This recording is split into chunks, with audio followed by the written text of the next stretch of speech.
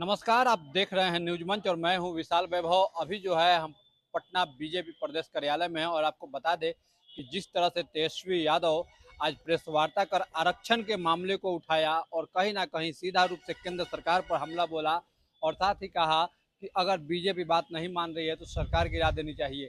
तो कहीं ना कहीं जो है इस मामले को लेकर बीजेपी के बड़े नेता या चाहे वो डिप्टी सीएम सम्राट चौधरी हों या फिर डिप्टी सीएम विजय सिन्हा हों या मंत्री नीरज बबलू हों या फिर बीजेपी के प्रदेश अध्यक्ष दिलीप जायसवाल हों, तो तमाम बीजेपी के वरिष्ठ नेता से लेकर प्रवक्ता तक ने तेजस्वी यादव पर हमला बोला है।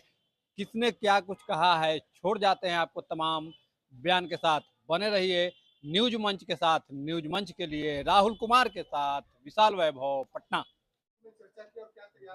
नहीं, हमारा 4 विधानसभा का उपचुनाव होना है और उस 4 विधानसभा के पदाधिकारी कार्यकर्ताओं के साथ एक समीक्षा बैठक था कि हमें आगे की रणनीति कैसे बनानी है। इन्हीं बातों पर चर्चा हुआ। किन-किन सीटों पर कौन लड़ेगा, कब तक तय हो जाएगा? ये भी तय हो चुका है। आप लोगों को सही समय पर हम बता देंगे, लेकिन हम लोग का तय हो गया कि कहाँ-कहाँ कौन लड़ेंगे। 2 सीटों पर आपका लड़ेंगे? ये तो मैंने कहा ना कि बस 2-3 दिन बाद हम फिर बताएंगे। उम्मीदवारों का भी चयन हो गया कहा है। सब हो गया है, बस 3-4 दिन में बता देंगे। तेजस्वी यादव ने कहा है कि जो आरक्षण का दायरा बिहार में जातीय गणना के बाद बढ़ाया गया, उसे अब 9वीं अनुसूची में शामिल देखिए, नीतीश कुमार नहीं करा पाते हैं बीजेपी से, तो वो एनडीए से अलग हो जाए। देखिए, मैं बताता हूँ आपको, प्रतिपक्ष के नेता तेजस्वी यादव जी को या उनके परिवार को आरक्षण पर बोलने का कोई हक नहीं है, क्योंकि जब तक वो लोग सत्ता में रहे तब तक उनको आरक्षण का याद नहीं आया। मैं प्रेस के, मीडिया के भी बंधु से पूछना चाहूंगा कि जब तक लालू यादव जी सत्ता में रहे तब तक उन्होंने कभी कोई आरक्षण देने का काम किया क्या? तो जो व्यक्ति, जो परिवार, जो दल आज तक आरक्षण देने का काम नहीं किया, आज दूसरे के बांसुरी पर ताल दे रहे हैं, म्यूजिक देना चाहते हैं। नीतीश कुमार जी के नेतृत्व में ही आरक्षण का मुद्दा आया। आरक्षण विधानसभा में, विधान परिषद में, विधानमंडल में पास हुआ और उसको फिर कैसे अमली जामा पहनाना है उसका भी चिंता नीतीश कुमार जी का नेतृत्व ही कर रहा है। और सुप्रीम कोर्ट में जो मामला गया है, मैं बार बार बोल रहा हूं कि सुप्रीम कोर्ट ने कहा कि हम अभी स्टे नहीं करेंगे, इस पर हम सितंबर में सुनवाई करके फिर इस पर फैसला लेंगे। इस बारे में भी अब्बा उड़ा दिया गया कि सुप्रीम कोर्ट ने केस को रिजेक्ट कर दिया। तो इस तरह करके लालू यादव जी के या तेजस्वी यादव जी के परिवार को आरक्षण पर बोलने का कोई हक नहीं है, क्योंकि ये लोग सिर्फ आरक्षण के नाम पर जाति को बांटने का काम करते हैं और इसके अलावा इनको कोई भी पिछड़ा से, दलित, महादलित, किसी से कोई प्यार नहीं।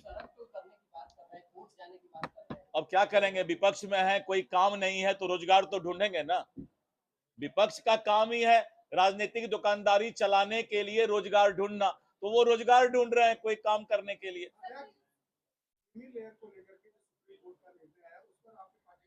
मैं अभी क्रीमी लेयर वाला जजमेंट मंगवाया हूं कल, आज मैं उसका स्टडी करूंगा तो उसके बारे में 1-2 दिन में बताऊंगा। पहले तेजस्वी यादव को बोलिए कि उनका जो लालटेन है, लालटेन से उनको एक बार खोजिए ना कहां छुप गए हैं। वो मैं बता रहा हूं ना, पहले तो लालटेन लेके तेजस्वी यादव जी को ढूंढिए कि कहां है वो। राहुल गांधी की तरह वो भी तो बीच बीच में विदेश कहां जाते हैं, इसका भी तो खुलासा करें। अब काहे देवेश जी बेचारे, उनका वो व्यक्तिगत राय है, उस पर हमको कोई राष्ट्रीय मुद्दे पर अध्यक्ष से बयान लीजिए। अब वो क्या बोल रहे हैं, वो क्या बोल रहे हैं, इस सब पर नहीं पड़ना चाहिए। कभी भी राजनीति में व्यक्तिगत बहुत ज्यादा बात नहीं होना चाहिए।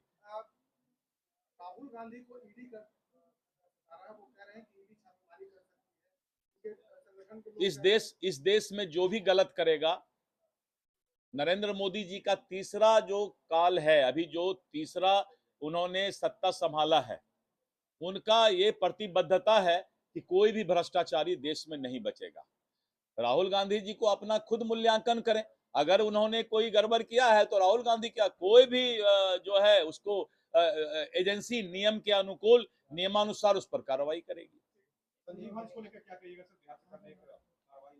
हो गया, शुरू हो गया, कार्रवाई शुरू हो गया है। अभी तो एक संजीव हंस है, बहुत सारे लोग जितने भी भ्रष्टाचारी होंगे, गलत होंगे, आने वाले समय में सब चूहेदानी के अंदर फंसेंगे।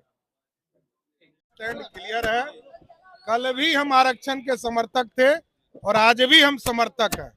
लालू प्रसाद जी बताए या कांग्रेस पार्टी ये बताए कि उसने किसको आरक्षण दिया है। आज तक के लोकतंत्र में ना कांग्रेस पार्टी ने किसी को आरक्षण दिया और ना लालू प्रसाद जी ने किसी को आरक्षण दिया। इनको कोई नैतिक अधिकार नहीं है।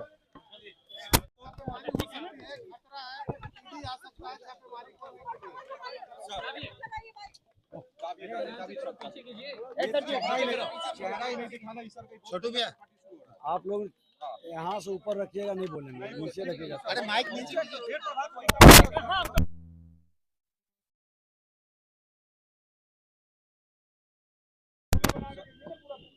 देखिए, संवैधानिक पद पर बैठा व्यक्ति संवैधानिक संस्था का मजाक उड़ावे या भरम फैलाए, लोगों को बरगलाने का काम करे, कहीं न कहीं दाल में कुछ काला है। यह व्यक्ति डरा हुआ क्यों है और इस तरह की भाषा क्यों बोल रहा है? ईडी हो या इनकम टैक्स हो या सीबीआई हो, ये संविधान का संवैधानिक संस्था है और ये संविधान के अनुसार चलता है। जिस व्यक्ति को संविधान में विश्वास है वो संवैधानिक संस्था का न मजाक उड़ाता है, न उस पर प्रश्न चिन्ह लगाता है, न भ्रम फैलाता है। ऐसे लोग संवैधानिक पद पर बैठकर संविधान की हत्या करने की मानसिकता रख रहे हैं और ऐसे लोगों के ऊपर जनता की विश्वास खत्म हो रही है।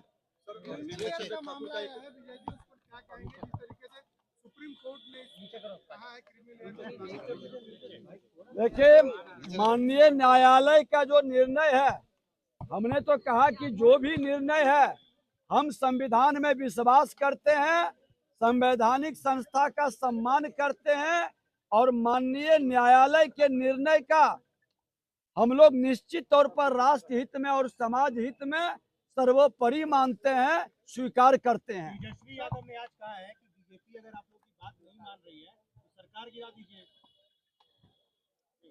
तेजस्वी यादव जी जनता का विश्वास तो जीत नहीं सके। चोर दरवाजे से सत्ता में आने के लिए आपकी व्याकुलता स्पष्ट दिखाई पड़ रही है और सरकार अब गिरेगी नहीं। सरकार 2025 में 2/3 से ज्यादा बहुमत से फिर से बनेगी। यात्रा निकाल रहे हैं सर, अपनी सरकार बनाने के लिए यात्रा निकाल रहे हैं। किस चीज का यात्रा? अपराधियों को टिकट देंगे, उग्रवादियों को टिकट देंगे, दारू माफिया को उम्मीदवार बनाएंगे, सत्ता में बैठकर अपराध भ्रष्टाचार को संरक्षित करेंगे और यात्रा निकालेंगे। अरे जनता के बीच जाने के पहले उनको कसम खाना चाहिए कि मैं अपराधी और भ्रष्टाचारी को उम्मीदवार नहीं बनाऊंगा। यही तय किया गया। अरे उनको जहाँ जाना है जाना चाहिए, जाए। ये हमेशा बरगलाने वाले बात किया करते हैं, ये बरगलाने वाले नेता है, जनता को बहकाने का काम करते हैं और दिन भर झूठ बोला करते हैं ये लोग। नेता प्रतिपक्ष तेजस्वी यादव का बयान बिल्कुल बेबुनियाद है।